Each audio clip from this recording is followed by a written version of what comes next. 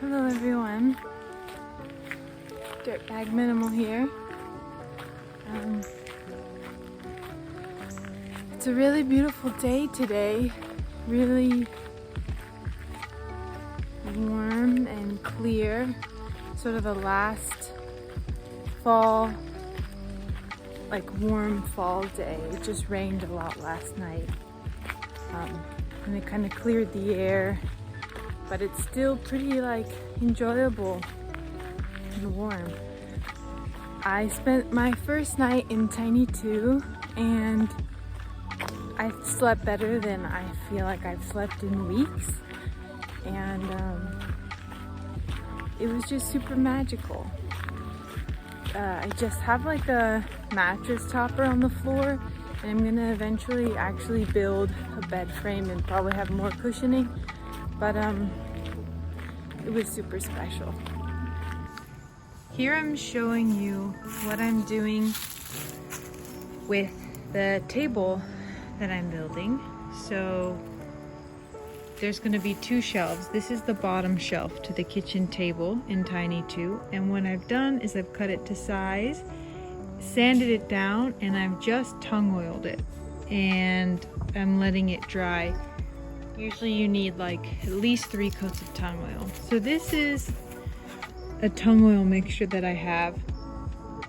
It's from Milk Paint. It's this company, and this is tung oil and citrus solvent. It's non-toxic. You can use it for cutting boards, for eating off of, etc. And it has a really nice smell. So it doesn't smell chemically at all like a polyurethane. So I love to use this when I can, especially for stuff that's gonna be kitchen stuff. So, and it looks really good. It gives it sort of like this light brown stain. And then here are some of the tools. I usually apply the tung oil with just an old piece of cloth, like this rag here. Here's a cut off piece of wood. I was using this orbital sander to sand it down, this circular saw to cut it, headgear, sanding pads, measuring tape, pencil, and then these are some clamps, and this is a guide.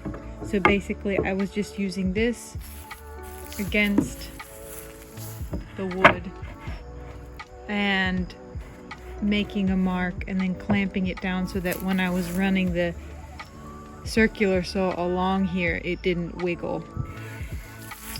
Yeah, so those are the tools I was using for this table process, and you'll see how it's looking.